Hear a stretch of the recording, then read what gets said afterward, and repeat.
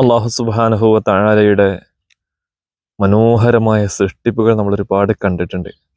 നമ്മൾ നമ്മുടെ ദൈനംദിന ജീവിതത്തിൽ പലതും കണ്ടുകൊണ്ടിരിക്കുന്നുണ്ട്.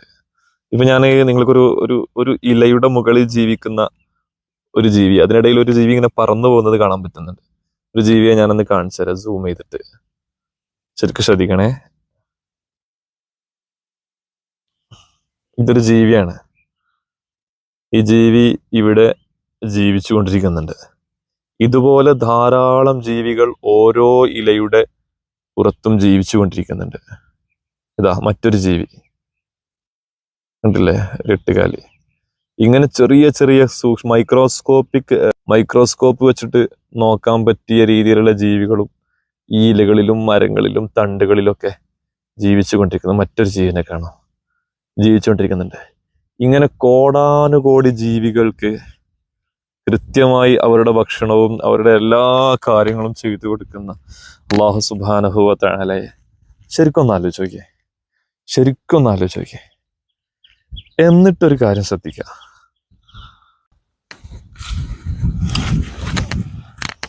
ഞാൻ ഈ ഒരു ചെറിയ ചെടിയിലുള്ള ജീവികളെ, 2-3 ജീവികളെയാണ് ഞാൻ കാണിച്ചു തന്നത്.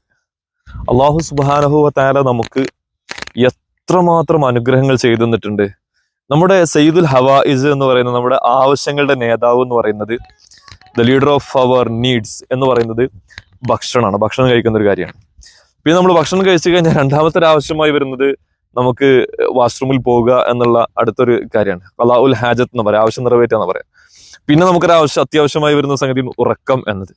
ഈ ഭക്ഷണം കഴിക്കുന്ന സമയത്തും അതുപോലെ ഉറങ്ങുന്ന സമയത്തും അതുപോലെ നമ്മൾ ടോയ്ലറ്റിലേക്ക് പോകുന്ന സമയത്തൊക്കെ റസൂലുള്ളാഹി സ്വല്ലല്ലാഹു അലൈഹി വസല്ലം തങ്ങൾ ഒരുപാട് മാനേഴ്സ്, ഒരുപാട് വാല്യൂസ്, ഒരുപാട് അദ്കാറുകൾ നമുക്ക് പഠിപ്പിച്ചു തന്നിട്ടുണ്ട്.